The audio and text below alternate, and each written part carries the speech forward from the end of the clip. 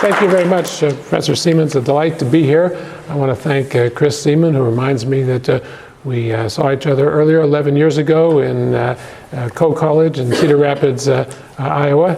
And Cedar Rapids, Iowa. Yeah. And my husband was an officer of the college. Officer of what? Of the college. Oh, okay. And also I want to thank Rabbi Spitzer and Rabbi Adlin for their hospitality and having me here today. It's really very lovely, especially you cannot hear. Now I pressed the button here on this thing. Does that mean it's working? Let me see what's happening here. Well, the number of seconds is increasing. It must be working. Is this amplifying or just recording? That's just recording. That's just recording. So this, I wonder if this... Is the mic on? Interesting question. Yeah. It might be better if people don't hear what I have to say. It could be that people, maybe without the microphone, might be a little better. Okay, so no, I want to thank Rabbi Spitzer and Rabbi Adlin for their hospitality, having me here, and I'm especially honored to be here on the first day of spring. When I woke up in outside Akron in Fairlawn in our hotel this morning, I pulled up the blinds and saw the heavy snowfall. I said, well, this is spring.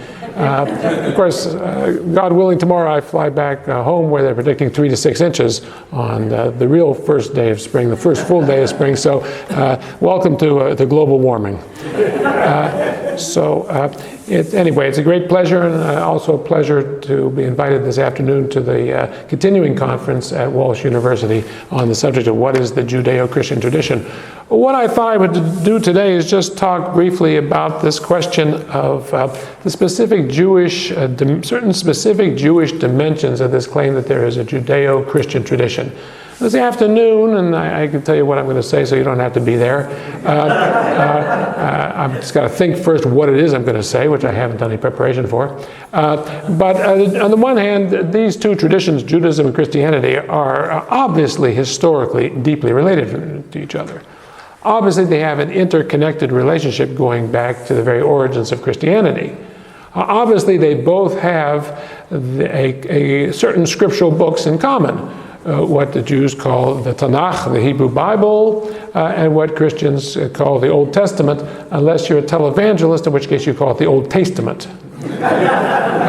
For years, I used to watch the television. I still watch them. I hear them talk about the Old Testament. I always wonder what that book was, and I realized at a certain point that's the Old Testament. And it's obvious as well that for the last several hundred years, Jews have existed primarily in countries that are either historically or actively Christian. There are very few Jews in countries that are historically Buddhist, historically Hindu, historically Confucian. You know, if Jews get verblunged, they get lost in all kinds of places of the world. I had a student who was a Chinese Christian from Singapore a couple of years ago who told me that his father was so thrilled to be coming to the United States to visit him because he had never seen a Jew before. And I told him, it's going to be a disappointment. But then I said, is it really true your father was born and raised in Singapore and never saw a Jew? I said, I'll bet you there are Jewish congregations in Singapore. Oh, no, professor, no Jewish congregations in Singapore. Why? I then went on Google right there on my computer right there in my office, and I showed him there's something like 4 Jewish congregations in Singapore. Right? The Jews are everywhere, but generally speaking, they've existed for about the last, 700 years, primarily in Christian countries. I always wonder, what was the point in history when a majority of Jews, let's say, lived in Europe as opposed to the Middle East? I don't know. I would guess maybe around the year 1300 or 1400, the majority would have shifted to European countries as opposed to Middle Eastern countries, as opposed to Persia, the countries that are now Iraq, Egypt, Libya, Yemen, Syria, Turkey, which were very major Jewish centers, in some cases important Jewish centers until 20, 30, 40 years ago, but certainly major Jewish centers until the end of the Middle Ages. So Judaism and Christianity have a strong internal connection, and they also have a strong historical connection, not just that they have those common scriptures, but also that they both emerge out of a certain stage in the history of Judaism. In other words, you have to think of the Bible, what in Jewish terms we would call the Bible, the Tanakh, and then you have to think of a period late in biblical history or in early post-biblical history, late Second Temple period, Hellenistic period, if those terms mean anything to you, 300, 200 BCE, 100 BCE. Remember, in those days, people were very primitive mathematically. They counted backwards. 100 was actually later than 200. It's very confusing. And at a certain point, they switched around, a very, very confusing way to count. And there was no year zero, don't forget that. December 31st, 1 BCE was followed by January 1st, 1 CE. There was no year zero. And so if someone ever gives you a check with the year zero on it, don't cash it, it's fake. And so, but if you look at those centuries, 300, 200, 100, first century BCE, there's a very rich ferment of Jewish culture, interpreting, standardizing, continuing, rewriting the Bible, and determining normative Jewish law and normative institutions of Judaism that continue, to some extent, to this very day. And it's out of that world that not only Christianity develops in the first century CE, but it's also out of that world that Judaism, in the form in which it comes through the centuries, namely Rabbinic Judaism, the Judaism of the Talmud and Midrash, that it arises. It arises also out of the Judaism of the late Second Temple period. So you could say, what today we call Judaism, what today we call Christianity, are not exactly mother and daughter, father and son, whatever, parent-child relationship. In some ways, they're more like siblings in that they both emerge. Rabbinic Judaism and Christianity both emerge out of that late Second Temple Judaism. There's a sense in which Judaism is prior to Christianity chronologically, and there's a sense in which Judaism and Christianity are siblings emerging out of an earlier religion which we call late Second Temple Judaism. Not exactly the religion of the Hebrew Bible, but a religion deeply influenced by the Hebrew Bible, interpreting it, extending it, normalizing it, giving it a kind of standardized shape. So in that sense, the term Judeo-Christian tradition is historically accurate. It can mean a great deal, and is not, in that sense, not a bad term. Having said that, let me now tell you why I think it is a bad term. For that, I have to have a drink first. Oops. I think the term is dangerous for a couple of reasons. One is simply that there really isn't one tradition which is Judaism and Christianity, Judeo-Christian. It's a cover term to cover two related religions with an interlaced history and a complicated history. But there isn't one thing called Jewish Christian tradition. Within Rabbinic Judaism, within Judaism of the Talmud and Midrash, which all forms of modern Judaism are descended, there is a sense of a shalshelet Kabbalah, a chain of transmission over the centuries, and where authorities receive their power to teach, to make normative law from their teachers, and where there is a strong sense of continuity and organic development across the generations. None of those teachers, nobody in that chain of tradition is a Christian. Nobody in that chain of tradition is affirming Christianity or the fundamental doctrinal claims of Christianity about Jesus, about the church, about the sacraments, etc., etc. And within Christian tradition, in the first several centuries of the Common Era, there emerges, and not without controversy, a concept of an apostolic tradition, very similar idea, a set of authorities who are operating within the limits of what their predecessors have taught in a tradition that they come to claim goes all the way back to Jesus himself and to his earliest disciples.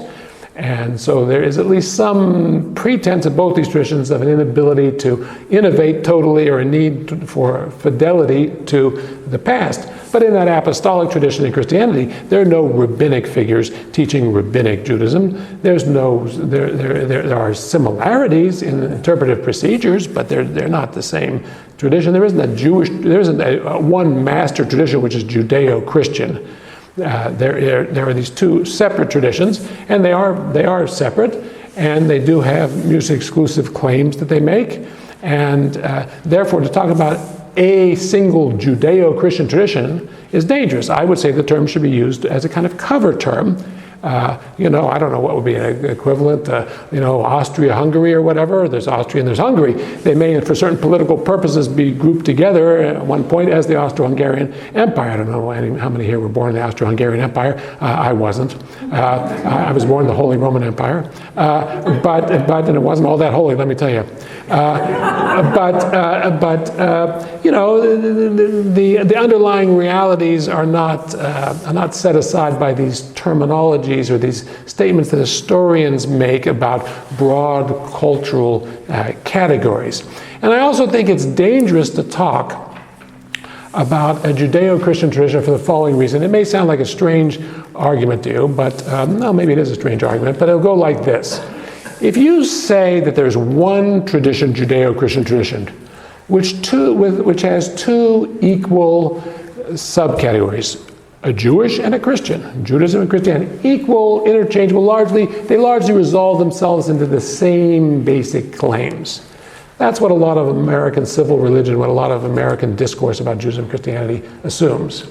My question is, why would anybody in a world like that make the sacrifices it takes to be and remain and have one's children remain Jewish?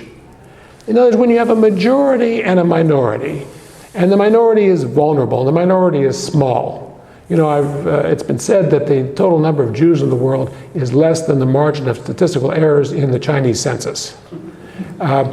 Which leads me to wonder who's eating in all those Chinese restaurants, But a very tiny number of Jews in the world, 16, 18 million, something like that. Total in the world, in a kind of generous accounting, in a world with 6 billion with a B people in it.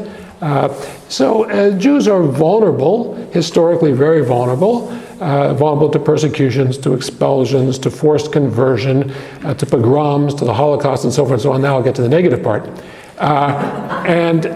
So the question is, if you say that Judaism and Christianity are just two expressions of the same underlying reality, why should people not simply affirm the reality that does not have all those persecutions, expulsions, pogroms, Holocaust?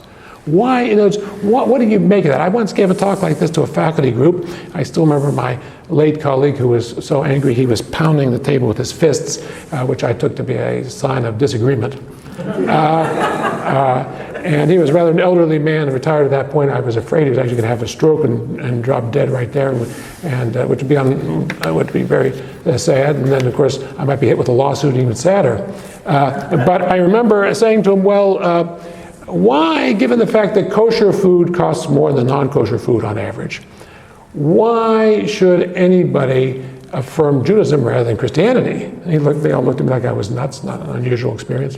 And I said to them, well, wait a minute, you're telling me you're going to determine what religion you belong to based on the cost of groceries? To which I said, this was a dialogue I said in front of them, I said, you're going to say that? To which I'm going to say, meanwhile, it's only my voice saying these things, the 29 voices in my head. I said, well, wait a minute. You're the one telling me that on all the great spiritual and moral considerations, it's a wash, that they're equal, that there's one master tradition and the two are just expressions of the same master truth. Why choose then the more expensive version of the same truth? If it's really the same truth, the same degree of moral, spiritual, religious goods, why are you paying extra? That's my question. If you think that's funny, then you seem to be thinking there's some factor here other than just they're of equal worth. But you're the one telling me they're of equal worth. And at that point, the guy started pounding the table, which I knew I had some success. So this is a problem. I think when people affirm a Judeo-Christian tradition, what they want to do is something very commendable. They want to include Jews in the discourse. They're trying to soften this harsh claim that feels very bad to Jewish ears, very harsh to Jewish ears, that, I don't know, America's a Christian country. In other words, they're trying to be inclusive and not exclusive of the Jews. Just as when people say there's such a thing as Abrahamic traditions, That's a term that's become very, very common, especially since 9/11, because it's an effort to include Islam. It's no longer a duo of Judaism and Christianity. It's now a triad of Judaism, Christianity, and Islam. So you've got to get rid of Judeo-Christian and replace it with something larger, to which they then pick up the word Abrahamic. And in my opinion, the same dynamics apply there, maybe even with more complications.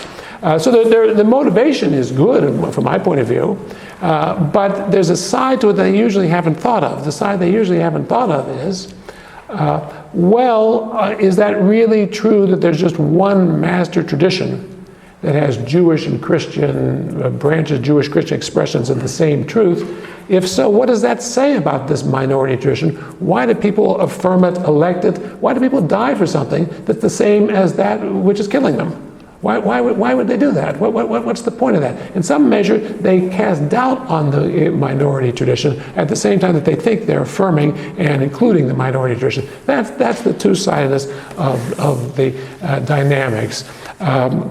One of the things I'll probably say this afternoon, if I can remember, is that one time a number of years ago, I was watching the news before I went to sleep, and as they signed off, this was in late December, they said, "We want to wish everybody a Merry Christmas, a Happy Hanukkah, and a good Ramadan."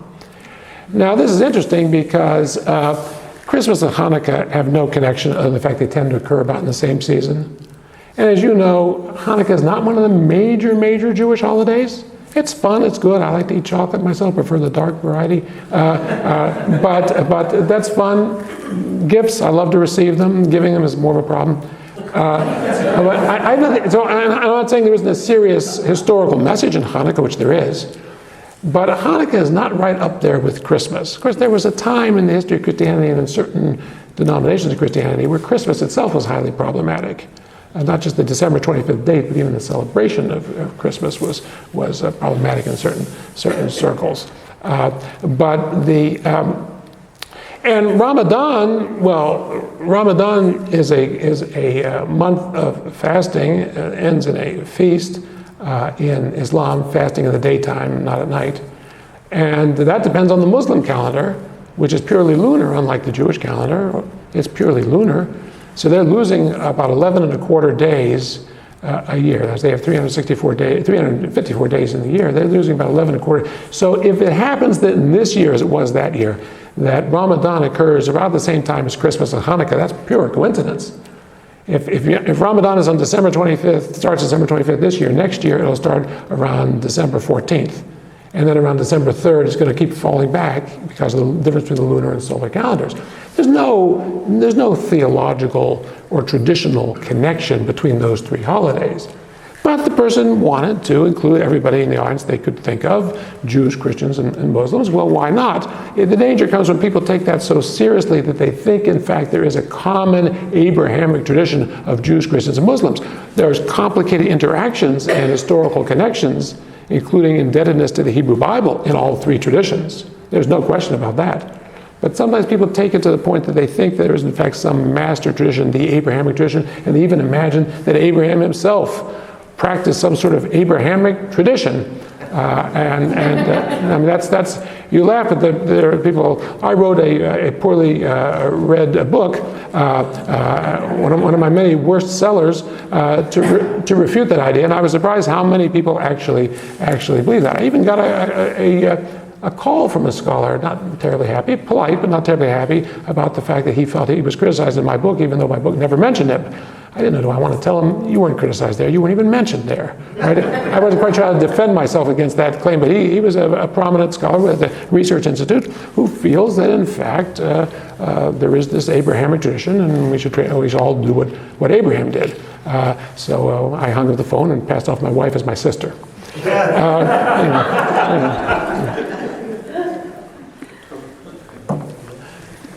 All right, enough for the warm-up. Now, you should all have a copy of this handout, and I'm just trying to show you one problem with the Judeo-Christian tradition, especially relevant for the Jewish end of things.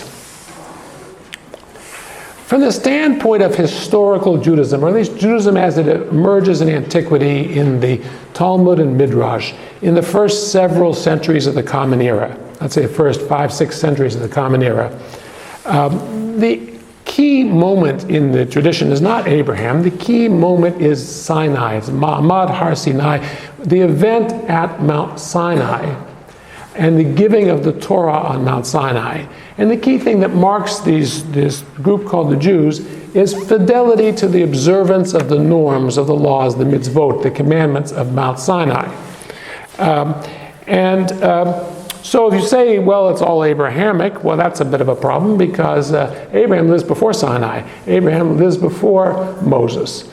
Just on whatever one thinks historically that there was or was not a historical Abraham, historical Moses, whatever one says on the historical level, at the level of the narrative of the Torah, Abraham lives several centuries before Moses and Sinai. So what do you make of the idea of Abraham, who does not have those commandments, nonetheless being highly esteemed and regarded in Jewish tradition?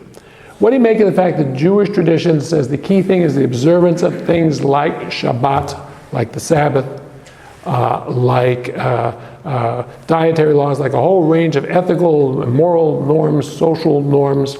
And Abraham has never been told these. These come from a later period in history. This is how the traditionalists would have seen it.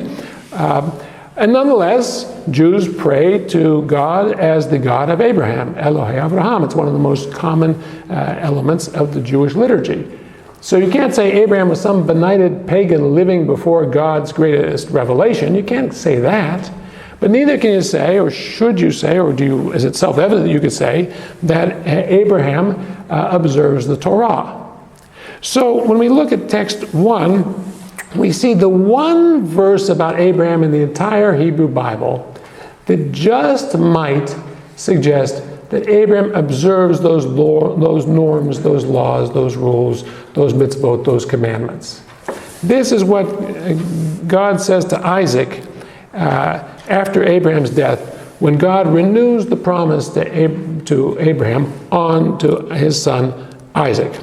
He says, text 1, the Lord appeared to him, namely to Isaac, and said, do not go down to Egypt, stay in the land which I will point out to you. Reside in the land, and I will be with you and bless you. I will assign all these lands to you and your heirs, fulfilling the oath that I swore to your father Abraham. I will make your descendants as numerous as the stars of heaven, and give to your descendants all these lands, so that all the nations there shall bless themselves by your offspring. All right, that is just taking verses from different places in the Abraham narrative and bringing them together and renewing them onto the figure of Isaac. Now we get to the key verse, verse 5 in text 1. Here's why God is doing this. Here is why God is renewing those promises to Abraham on to Isaac and assuring Isaac that he will in fact inherit those promises. Inasmuch as Abraham obeyed me and kept my charge, my commandments, my laws, and my teachings. Teachings is Torot, my Torahs. My commandments, my laws, and my Torahs, my teachings. Now that's interesting. All right, Abraham observes certain commandments, doesn't have very many. This seems very detailed. My charge, my commandments, my laws, my teachings, it seems to be different categories. And when you look at this type of language, this list of types of norms, charge, commandments, laws, and teachings, you find that this is the closest verse to this is in Deuteronomy 11:1. You find the closest parallel to this list is put into the mouth of Moses as Moses speaks, urging people to observe the laws received on Mount Sinai, or as Deuteronomy calls it, Mount Horeb. So you could read this as a hint of an idea that becomes very important later on in Second Temple Judaism. Namely, that Abraham was Torah observant before there was a Torah to observe. That Abraham somehow knew of the Torah and by whatever process came to know its norms and observed its norms even before they were publicly revealed, even before Mount Sinai. And that, you could see, reinforces the Jewish notion of the importance of Torah observance. Abraham is the model of Torah observance. You can't say Jews are deeply honoring a man and praying to the God of a man who in fact did all kinds of things that these Jews wouldn't have approved of. I don't know, working on Shabbos or whatever. You can't say that. So here you have one verse in all of Genesis and all of the Hebrew Bible that might suggest an observant Abraham.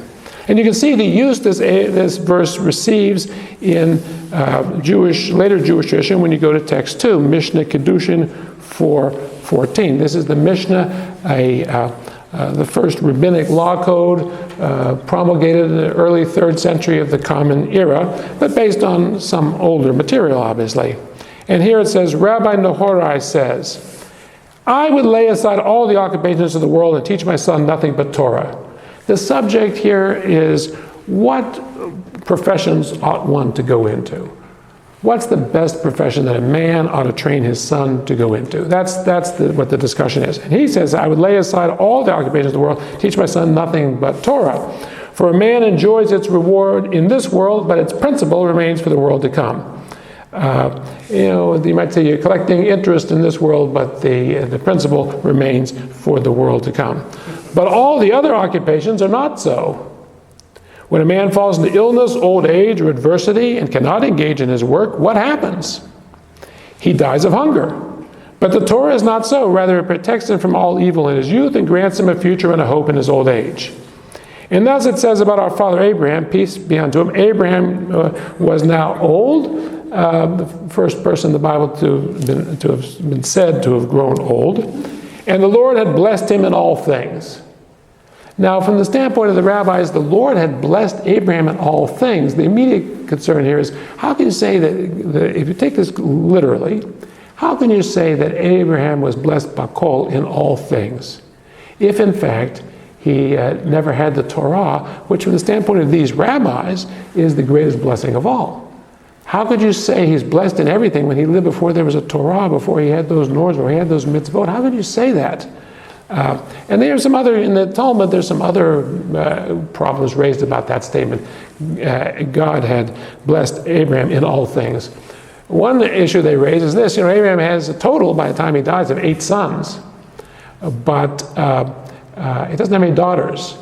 And they raise the question in the Talmud, how can you say a man has been blessed in all things when he doesn't have any daughters? And then they say, no, that bakol, one of the answers provided is, in all things, bakol, that one word, that must have been the name of his daughter. He blessed her with so-and-so, his daughter. And then that particular rabbi, that particular interpretive move takes bakol, not as in all things, but as the name of somebody. I don't know, was Lauren Bakol? I don't know what it was. But in other words, they're a little bothered by saying blessed in all things. I think from a rabbinic point of view, that's a little odd for a man who doesn't have the Torah.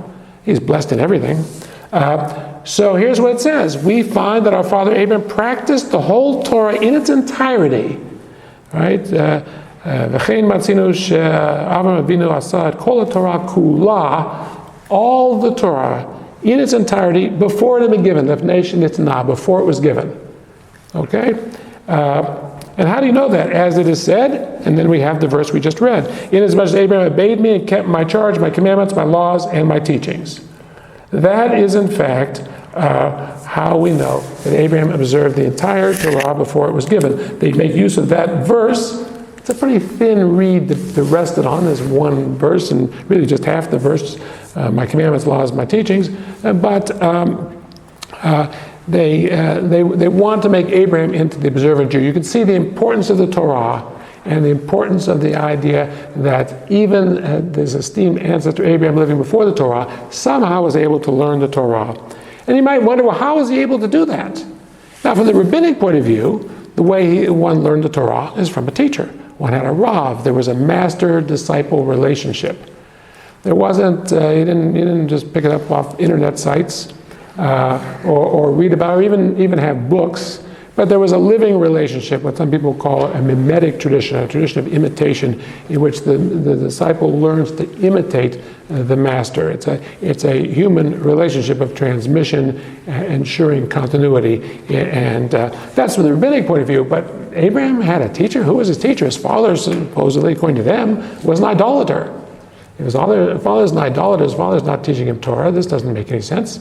So, the rabbi in text 3, Rabbi Shimon Bar Yochai said, no father taught him, nor did he have a teacher, Rav, the word from which you get rabbi, really a teacher. From where did he learn the Torah? Actually, the Holy One, blessed be he, appointed his 2 kidneys to be like teachers, rabbanim, like rabbis to him. I don't know whether the rabbis here would like to be compared to 2 kidneys. But you have to understand, maybe you would,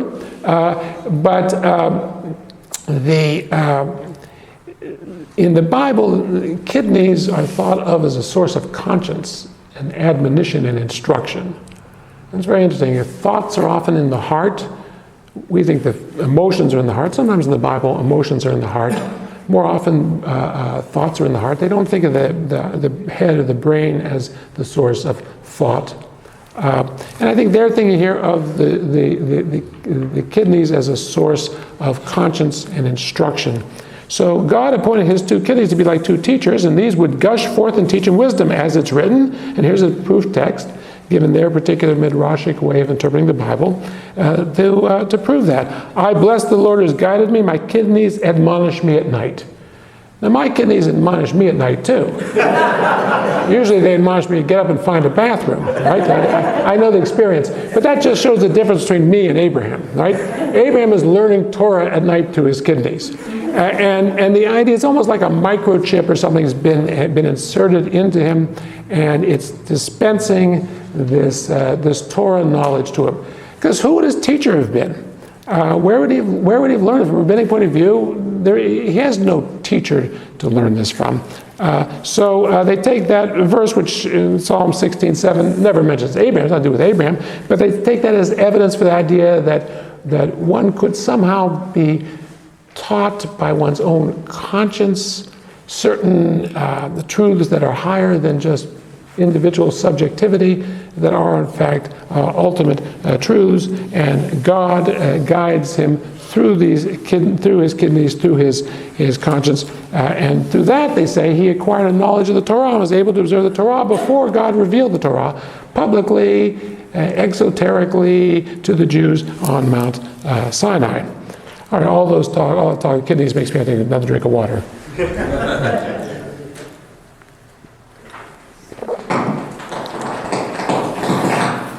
Okay, now that's a very brief Cook's tour through the Jewish understanding of the importance of the Torah, especially on this figure that supposedly is the unifying figure of the Abrahamic traditions, Judaism and Christianity, the Judeo-Christian, so-called Judeo-Christian tradition, and then also Islam, which is, I think, specifically brought in through this term Judeo-Christian tradition. This term Abrahamic tradition, Abrahamic religions. All right, and now we'll come back to the Jewish material in a moment, but I want to go on to look at Christian material. When I look at text 4, I'm talking about a letter in the New Testament, Paul's letter to the Romans. The Apostle Paul, a Jewish apostle who dies maybe around the year 62 or so, towards the end of his life, writing a letter to the church obviously very early Christian church in Rome.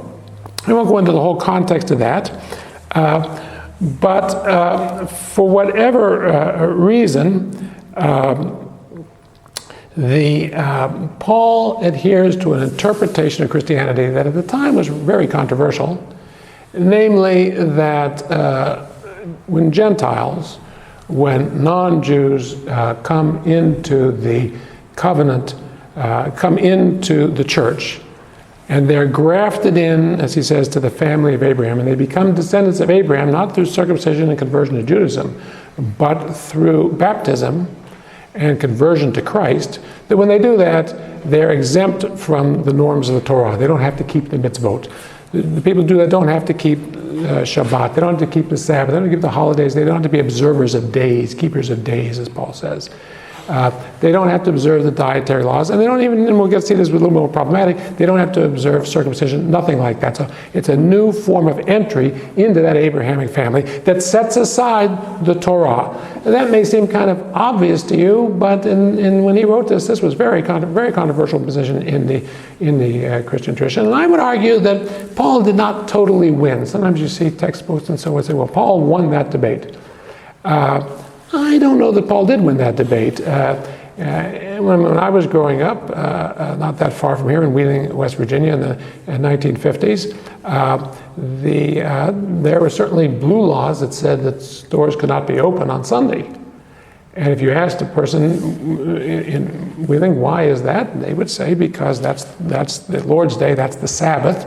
We're observing the Ten Commandments by keeping the stores closed on Sunday.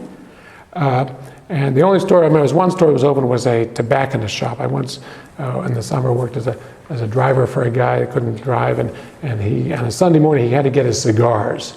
And I knew there was this one store that was open, there was cigars. I think if you went up high on the shelves, there was also pornography, but I wasn't interested in that.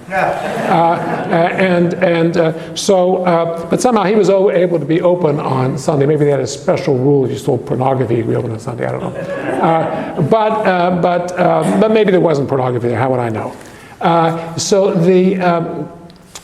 Now, if you think about it for a minute, well, on what grounds, according to Pauline theology, the theology of Paul, would a Christian be observing a day, be a keeper of a day, and observe the Sabbath? Leave aside the question of why you think Sunday was the Sabbath.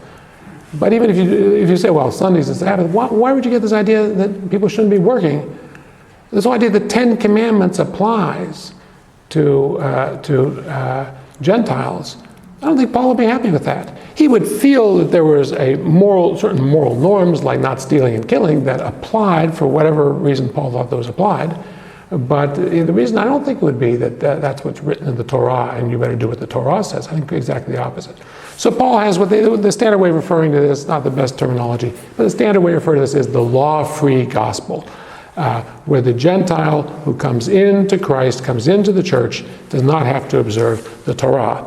Now you can see why Paul would find it very useful that Abraham is so highly esteemed in the Bible, because the only Bible Paul knows is the Hebrew Bible, is what a century afterwards will come to be called the Old Testament in Christian circles. He doesn't use the term Old Testament to refer to a book. You can see why that's useful, because, well, if Abraham could be such an esteemed figure and he didn't observe these laws, you don't see Abraham in Genesis observing Shabbos. Right? You don't see anything like that.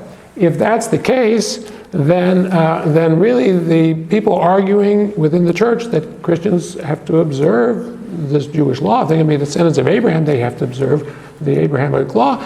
No. Why should they? Abraham didn't observe this so-called Abrahamic law. This Mosaic law is Mosaic. It's not Abrahamic. So here's what he says in text 4. In the same way, my friends, you have died to the law through the body of Christ, so that you may belong to another, to him who has been raised from the dead, in order that we may bear fruit for God. Now, you've died to the Torah. You've died to the law through the body of Christ. They're all very exegetically problematic here, as how one should translate and interpret that. While we were living in the flesh, our sinful passions aroused by the law, the Torah aroused our sinful passions, were at work in our members to bear fruit for death. But now we're discharged from the law, dead to that which held us captive, so that we are slaves, not under the old written code, but in the new life of the Spirit. It's not exactly emancipation or liberation. We're slaves, but now we're slaves to the new life in the Spirit, rather than to the old life and the old covenant, which was the old written code, which was the Torah. The letter brings death, but the Spirit brings life, as he says in one of his other letters. So you can see already a major difference between Judaism and Christianity within this larger Judeo-Christian tradition. Yes, they're talking about the same figure, Abraham. They're talking about the same figures, Moses. They're talking about the revelation of Mount Sinai. They're talking about all that stuff. In that sense, they're in a common discourse, but they're saying something very different in the common discourse. In this case, something radically opposite.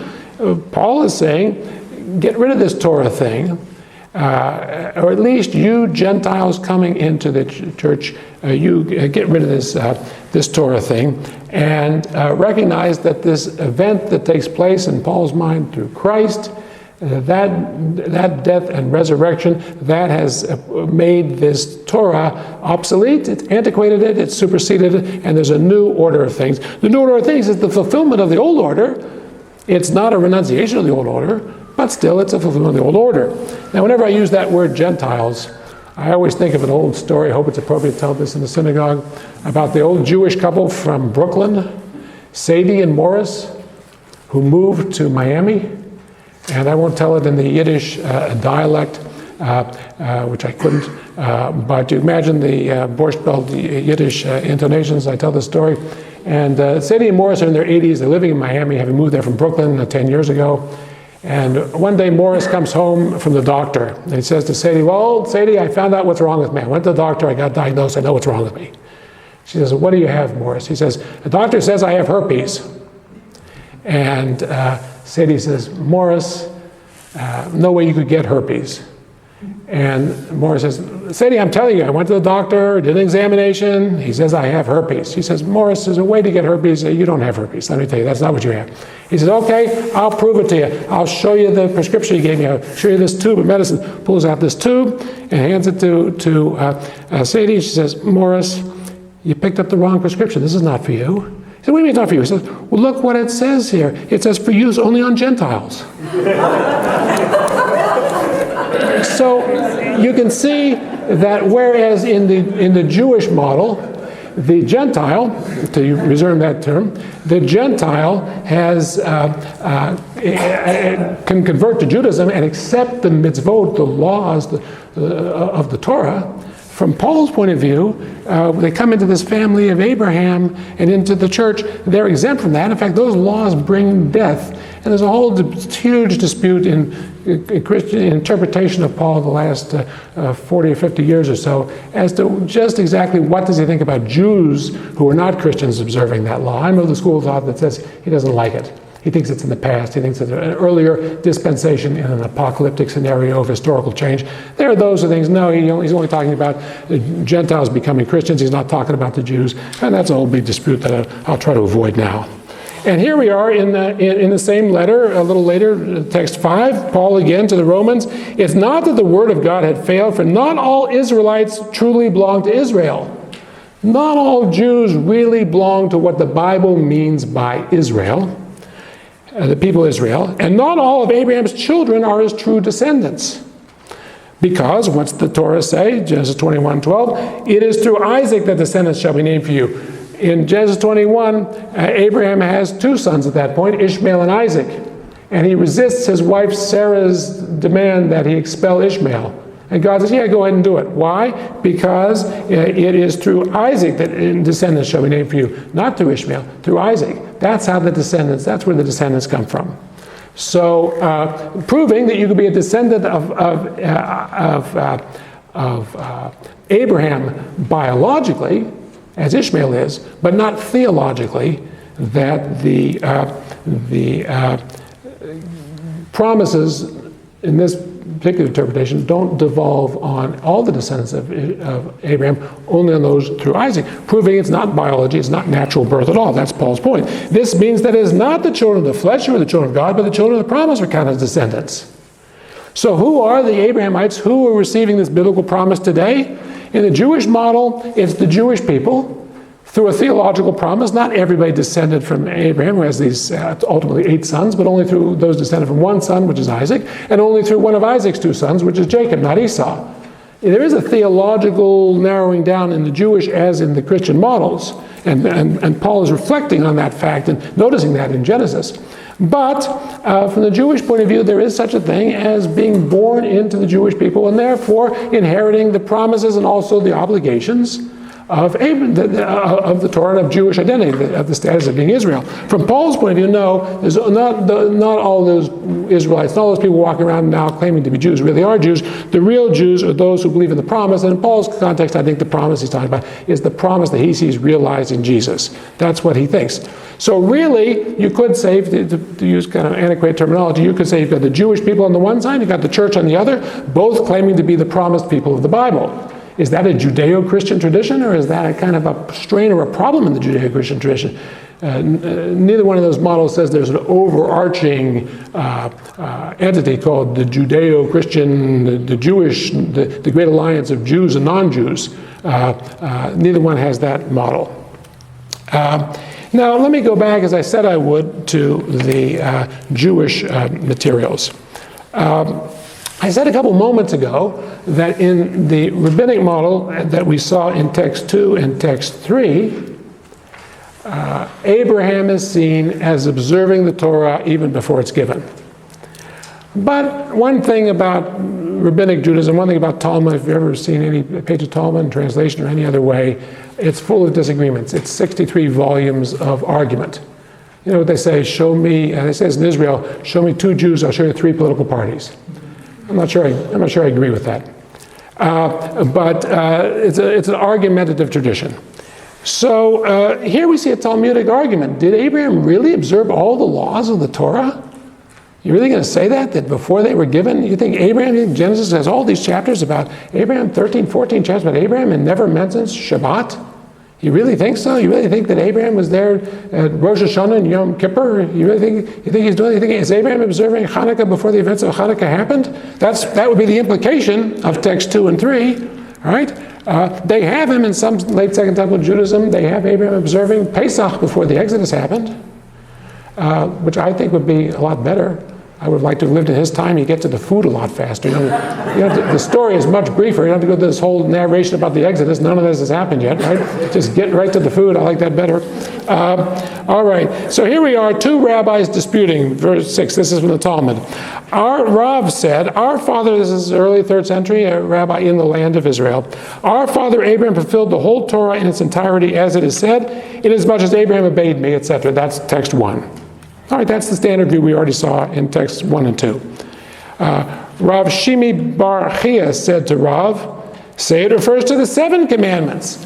From the rabbinic point of view, there are 613 commandments that are incumbent on the Jews. Of course, many of them can't be observed, for example, in the absence of the temple, being the temple in Jerusalem. But whatever can be observed should be observed, a total of 613. Gentiles, make sure you get the word right, Gentiles have to observe only 7 kind of basic moral norms. So he says, well, maybe all Abraham observed was those 7 basic moral norms. And maybe we should conceive Abraham on a kind of a Gentile model and hold the possibility that the Gentile could be okay with God without observing the entire Torah. You can see a certain affinity there in a certain way with what Paul says. Maybe he didn't observe the whole thing. Maybe he observed certain basic moral norms. That's all he basically needed. Then a voice comes in and says, look, there's also circumcision. You say Abraham only observed those 7 moral norms, but there is one norm specifically given to Abraham in Genesis 17, a specific norm that's pre-Sinaitic, before Sinai, that Abraham's given, if you know the story, and that is circumcision, specifically circumcision on the 8th day. Not a hygienic practice, not there for sanitary purposes, but there as the Ota Brit, as the sign of the covenant for the covenantal people. Then say the 7 commandments and circumcision.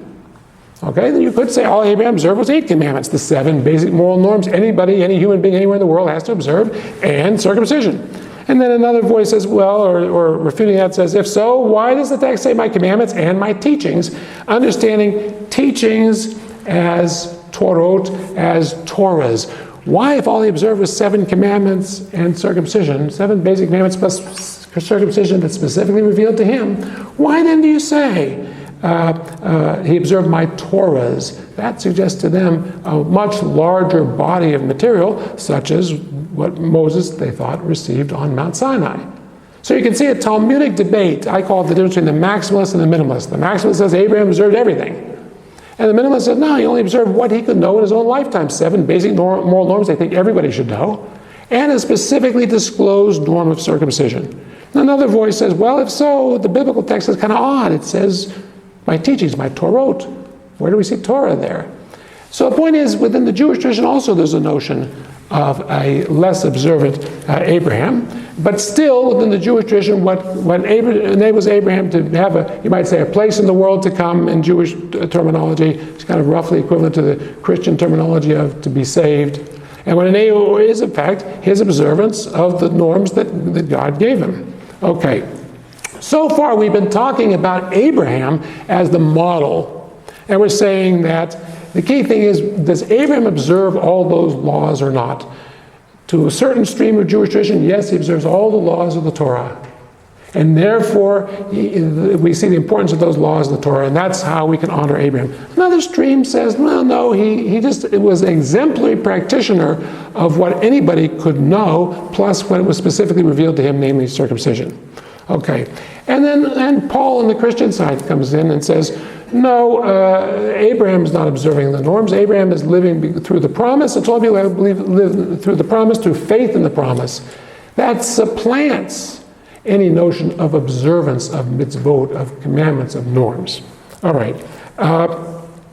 But then there's a whole other stream that I want to draw attention to before we close, and that has to do with the question of why do you put all this emphasis on Abraham?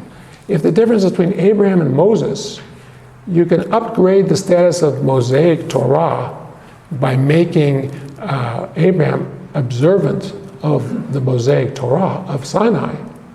But you could also say, well, Abraham is inferior to Sinai. The key thing is, do you observe the norms of Sinai?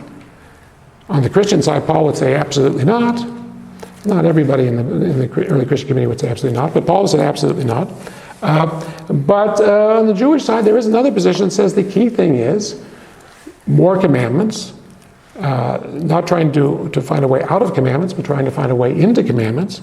And Moses, who receives far more commandments than Abraham, is in fact the superior figure. And here you see text 7. Rabbi Yehuda bar Rabbi Simon began his discourse with the verse, "Many women have done well." This says one well, it should be done well. "But you surpass all of them."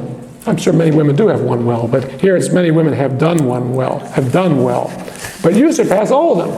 This may be familiar to you from it's said towards the end of a reading that traditionally the Jewish husband chants in honor of his wife on Friday night. The beginning of Shabbat, before Kiddush, the husband chants this Proverbs 31, 10 through 31, in honor of the Eshet Chayil, the woman of valor, or everyone translates that. Many women have done well, but you surpass all of them. But notice who the women are here. Notice how they decode this in terms of his biblical history as they understand it. Adam was given 6 commandments dealing with idolatry, blasphemy, setting up courts of law, shedding blood, sexual behavior, and seizing property. Those are the 6 basic commandments. But Noah was given a commandment prohibiting the eating of flesh taken from a living animal. Those are the 7 commandments that they think anybody descended from Noah, which is to say anybody in the world, Jewish or Gentile, ought to be able to observe. The last one's kind of curious, but if you're going to take a part of an animal to eat, in terms of rabbinic law, whether you're Jewish or non-Jewish, the animal has to be slaughtered first. If you're going to have a leg of lamb, don't cut the leg off the lamb and let the lamb hobble around for the rest of its life on 3 legs. I won't go into the details here. It's even more off color than the story I just told, the joke I just told. But I once was corrected in class where I said, well, no one does that today. And I had a student who went to an agricultural college in Florida who told me, oh yeah, in other words, such and such a practice does go on where part of an animal is removed, but the animal is still alive afterwards. And I said, well, I hate to tell you this, but from the standpoint of classical rabbinic law, which I'm not saying you have to observe, I'm just saying you as a non-Jew violated one of the 7 basic principles. So from the standpoint of this midrash, or this interpretation of the Bible, Adam has 6 commandments, Noah has 7, everybody's descended from those 2. Abraham was then given the commandment of circumcision. Now we're up to 8. And then they go on, so a few more come along, and then they say, but you at Sinai, you meaning the Jewish people at Sinai, were enjoined with 613 commandments, 248 positive ones and 365 negative ones. So many women have done well. You know what that means? Various people like Adam, Noah, and Abraham, they did okay. Nothing wrong with them. They're okay with God, no problem. In rabbinic terminology, they have a place in the world to come. But you, the Jewish people, you surpass all of them because you have 613 commandments, 248 positive, 365 negative revealed at Sinai. So here the focus now shifts to Sinai. Well, what does that do to the Jewish Christian tradition, the idea of a Jewish Christian tradition? If you say the key moment is Sinai, it's not Abraham, it's not Jesus or whatever, it's Sinai. What does that do when you have one of the traditions, the Christian tradition, saying, no, we've relativized, surpassed, superseded, antiquated Sinai. And the other one says, no, that's the key moment. That's the key moment. All right. Now, finally, just to show it gets even more complicated, let's take a look at text 8, and then I'll entertain questions. I won't answer questions. I'll entertain questions.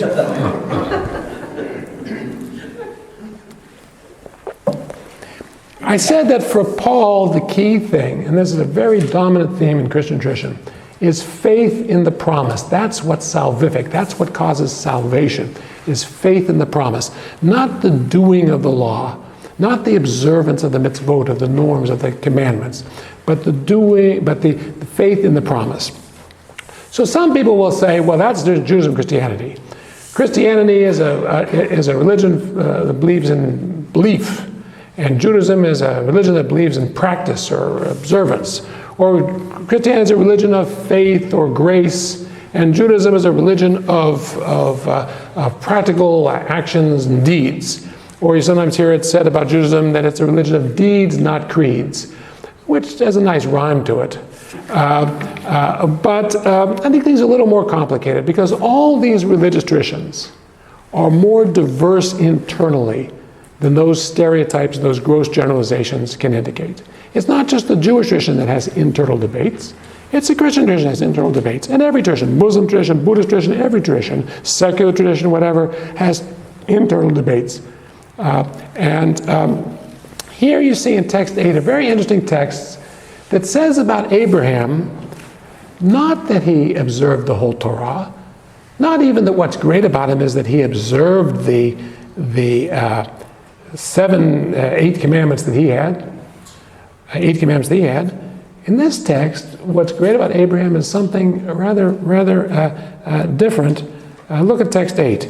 And so you also find that our father Abraham, we already saw that in that Mishnah. Now we find that our father Abraham practiced the whole Torah before it was given. But here it says, and so you find that our father Abraham inherited both this world and the world to come, only as a reward for the faith, amanah, that he had. As it is said, because he put his trust, ha'amin, related to amanah, which is their word for faith, cognate with very better known in modern Hebrew, emunah, in the Lord, he reckoned it to his merit.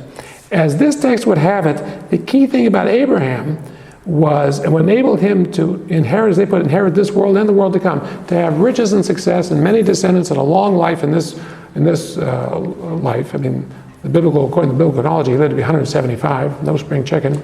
And to have life in the world to come is only his faith. Very much similar to what Paul says about Abraham.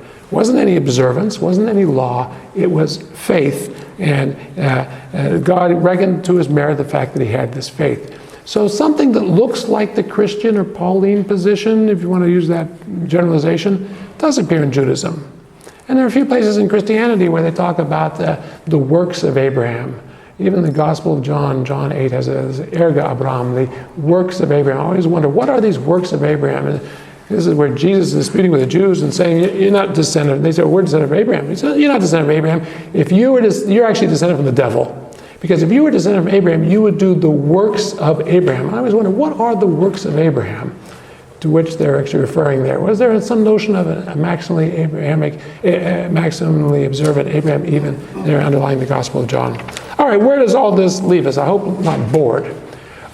Where it leaves us is with this notion that Judeo-Christian tradition, not false as a description of two traditions that both grow out of Second Temple Judaism, and before that out of the Hebrew Bible, out of the Tanakh, or as Christians call it, the Old Testament.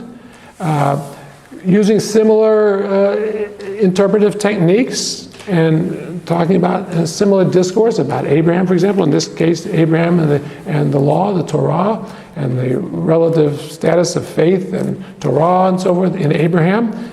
They're both talking about that. You don't find that sort of discussion going on in Buddhism, let's say. So in that sense, these traditions can be understood as culturally closely related. In that sense, Judeo-Christian tradition is not a false statement.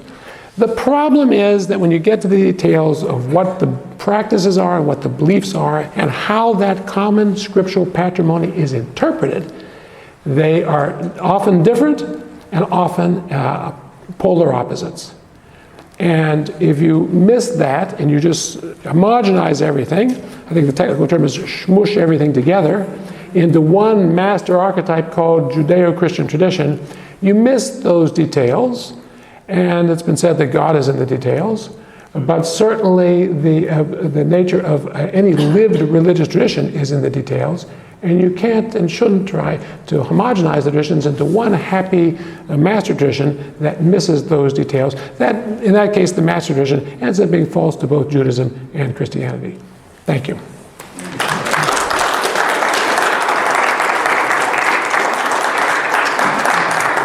So should I entertain questions? Oh, I will now entertain.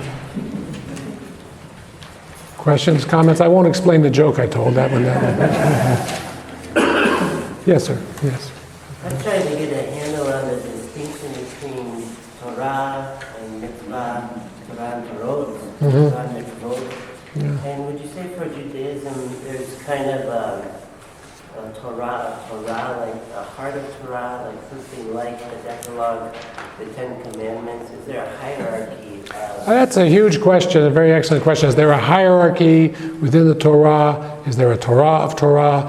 What's the difference between Torah and commandments?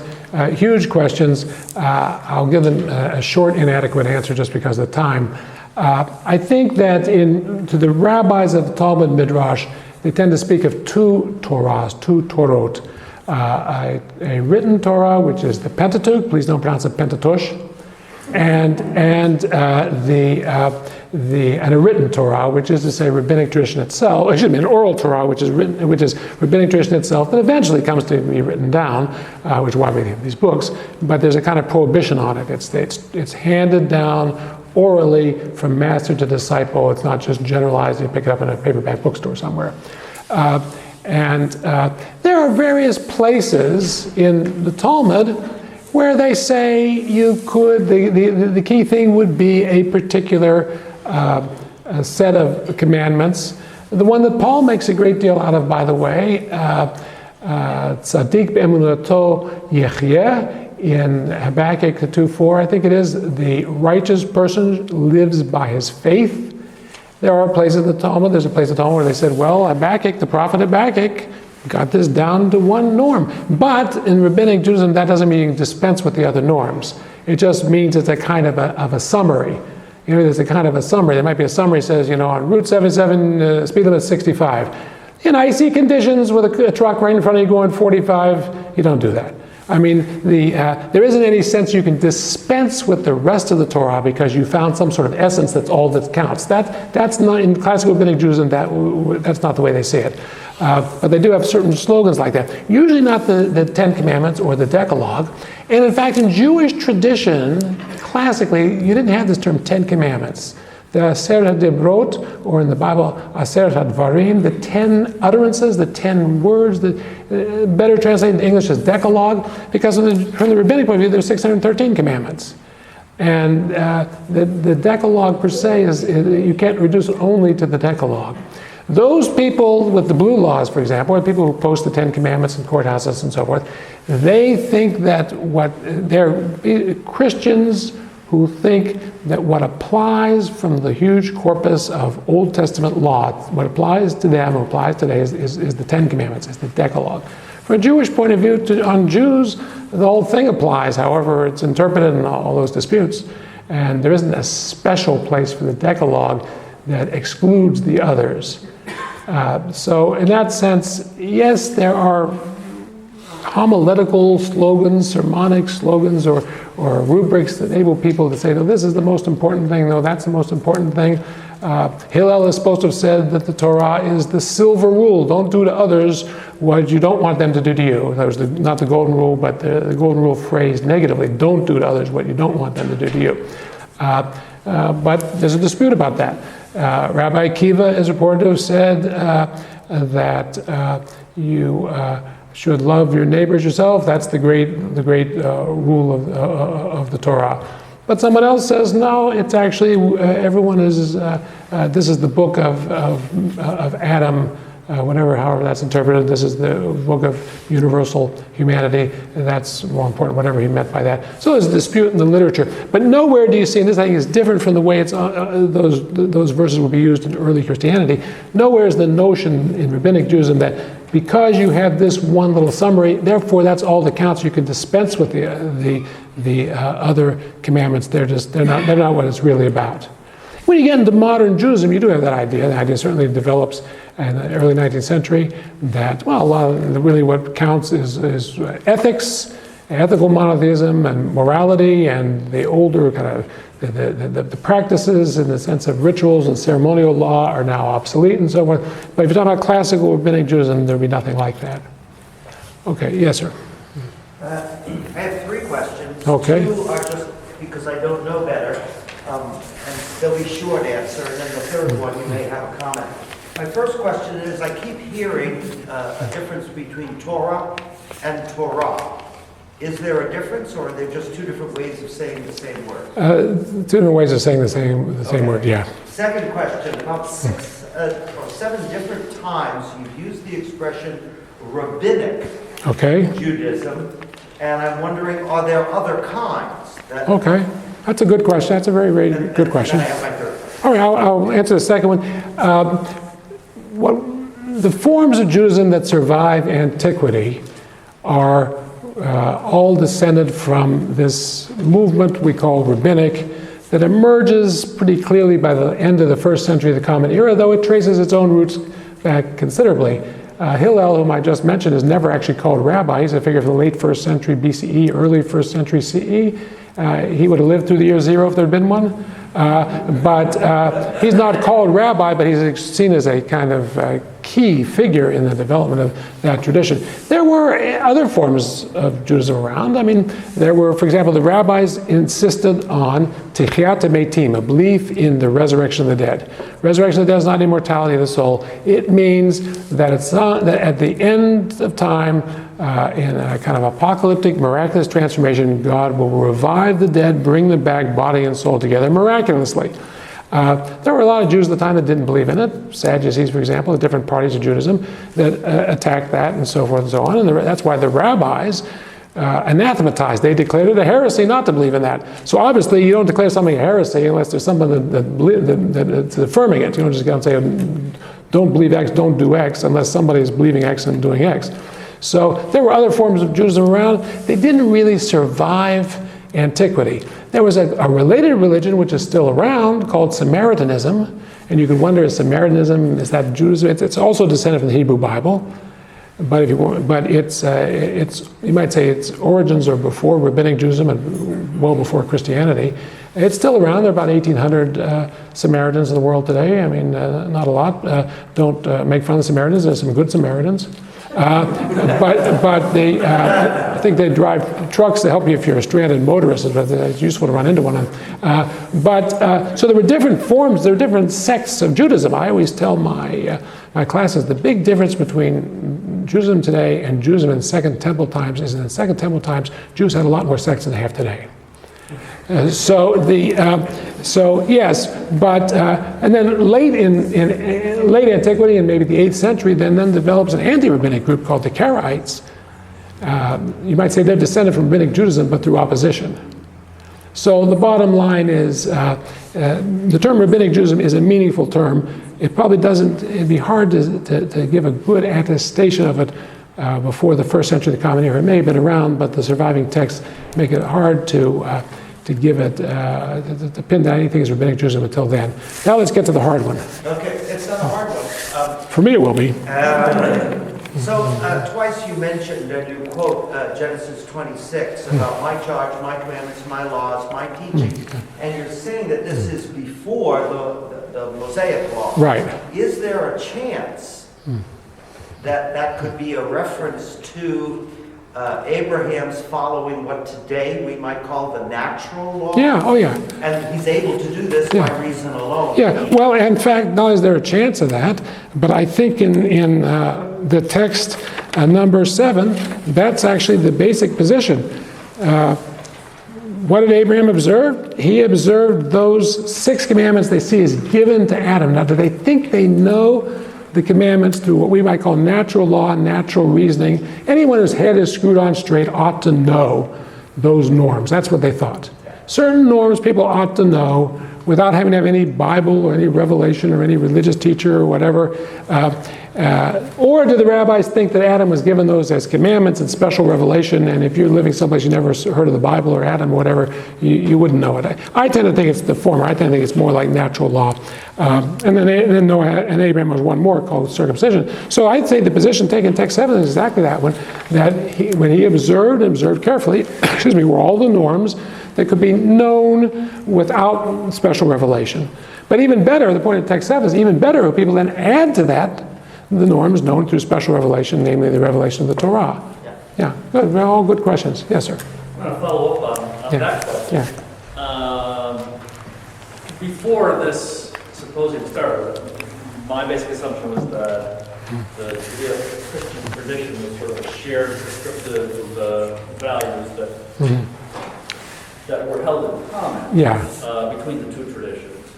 Now I realize it's much more complex than that, if anything like that. But this idea then that there are certain commandments that everybody has innately, maybe divinely implanted sort of commandments, doesn't that mean then that there's a human tradition that all of us actually recognize certain values? Yeah. Right. Well, that's good. That builds on this gentleman's question. If you say the Judeo-Christian tradition share a belief that stealing is wrong, Muslims never heard of that. Hindus never heard of that. Secular people, atheists never heard of that. Right? I mean, communists never heard of that. They may steal people's property, but they think they're doing the right thing. What makes that Judeo-Christian as opposed to a natural law that any human being ought to know because of certain natural endowments, certain natural abilities to perceive universal ethical norms? So you're pointing to, I think, a major squishy point, a little major point of slippage when people talk about Judeo-Christian tradition. They often point to things that both Judaism and Christianity say everybody ought to know. So why is that a Judeo-Christian tradition? And I guarantee you that most of the things that people, when they talk that way about the ethics of and so forth, you could probably find that Aristotle thought all the same things, and he was neither Jewish nor Christian. You see what I'm saying? That's where it gets very, very, very squishy. You might say that people, especially in America, want to think, there's a whole tradition in America wanting to think that your values are based in the Bible. But then you have to deal with the fact that the Bible itself, and some, especially in books like Proverbs, believes in a naturally intuitable design and set of moral norms that anybody ought to be able to figure out. And that's where it gets very squishy. Yes, Rabbi. Just the nuance of that 7 laws versus 613 versus the 10 commandments. Right. It's my understanding in the rabbinic tradition that those people that follow the Noahide laws, if they're not Jews, are certainly at the same starting line and finish line that the rest of us are. Yes. It's when you enter the covenant and you take upon yourself the obligation of additional mitzvot, that you then have the additional obligation. If you have what might be called a Christian concept, that in order to be saved, you have to fulfill certain obligations of belief, you're really talking about 3 different planes, the Noahide, the rabbinic. Yes, I think that's very, very well put. Rabbi Spitzer just shown he has a good Jewish background. No, that's right. There are 3 different planes there. They're not really, it's hard to make a comparison because the frameworks and the context are different. So, rabbinic Judaism is perfectly capable of saying, as we've seen in 2 of our texts, well, Abraham's not observing all of them, and he's fine, but that doesn't mean, therefore, it's fine not to observe all of them if you're Jewish. And that's a whole problem. The whole question of additional obligations is an interesting one.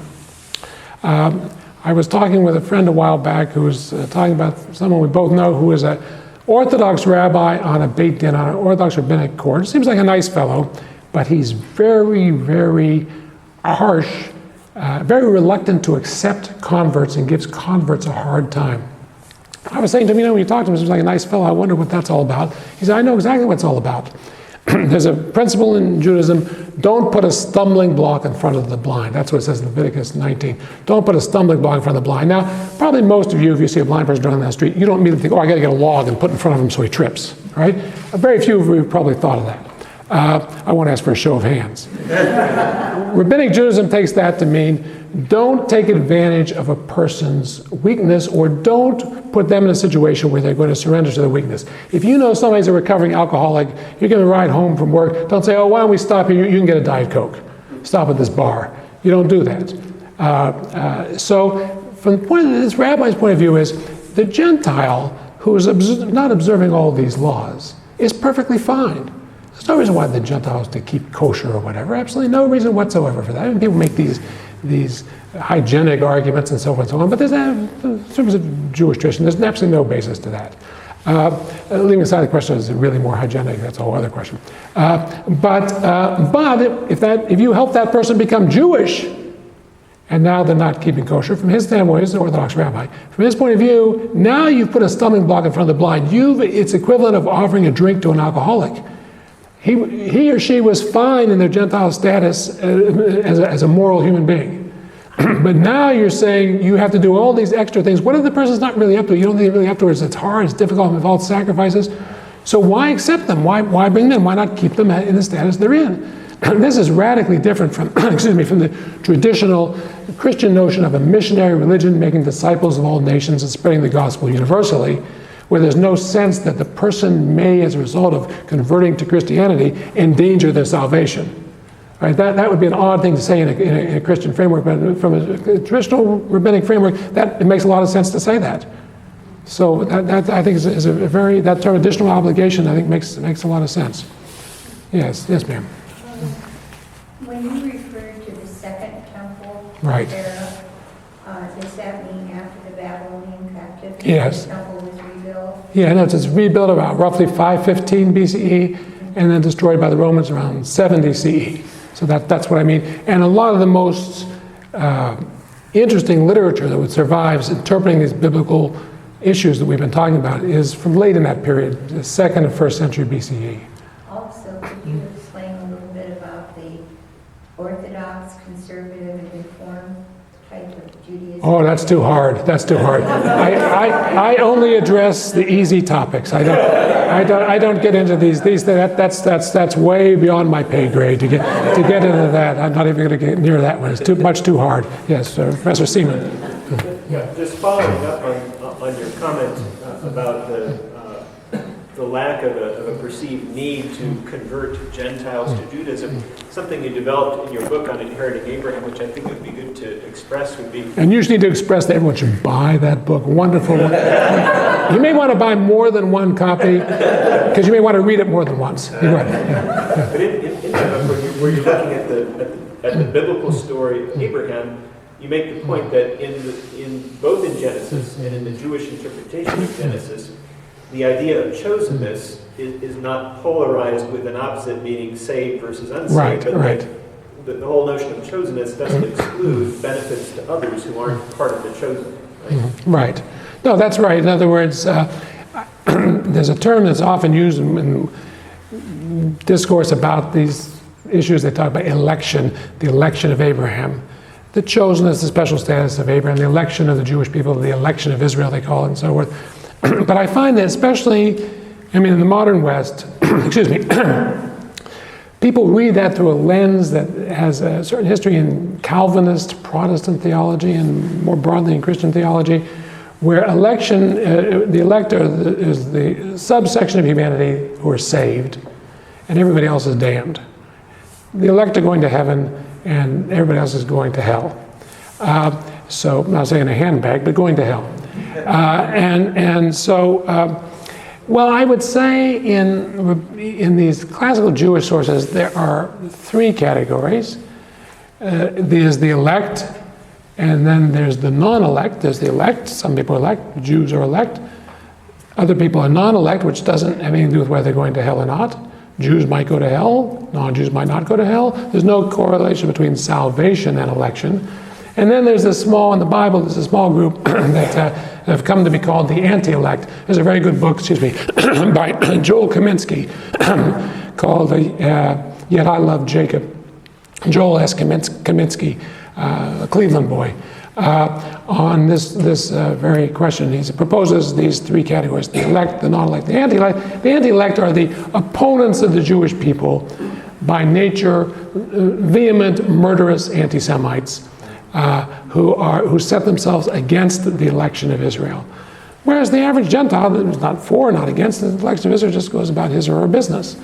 And to correlate those categories with salvation is very, very dangerous. That's why the term election, we sort of have to use it in English, but it leads to misinterpretations.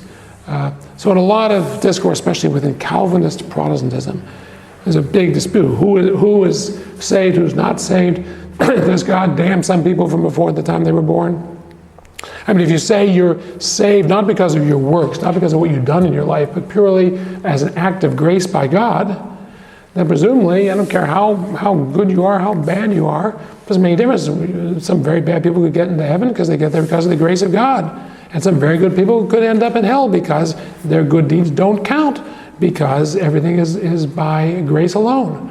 And I once, many years ago, heard a televangelist on the radio, a radio evangelist, I guess, saying this as, I don't know, I think the example he gave was Mother Teresa, said something like, I don't know where Mother Teresa is now, but I have no reason, I can't know, I can't say she's in heaven. He said, well, look, all the good deeds she did. Yeah, but you don't get to heaven. He says, he said, you don't get 1 millimeter closer to heaven based on your good deeds.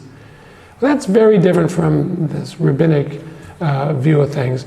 But it does follow from an extreme grace theology, where salvation is purely a question of divine action. And it has nothing to do with human action. And that's why you could even have in certain branches of Calvinist Protestant Christianity the notion of that God decides who's going to heaven and who's going to hell before they are even conceived. Because what difference does it make what they did in their life? It's a pure gift of God. So that idea of pure gift of God, you can find it in Judaism and other forms of Christianity as well, but usually without that implication that therefore human deeds are theologically irrelevant. That would be, but I find people often read that notion into the word election. So in that sense, I agree with the implication of your question. Other questions? These are all very, very good questions. Very good group. Yes, sir. Go on. Yeah. If I may, I wonder if you could clarify something you said at the end of the talk, and I just want to make sure that I'm not misunderstanding. The Jews had a lot of sects. That was later. I was going to ask you about that one. That was in the Second Temple period. Not anymore. Yeah. I got a good joke, I can tell you. Great. Yeah.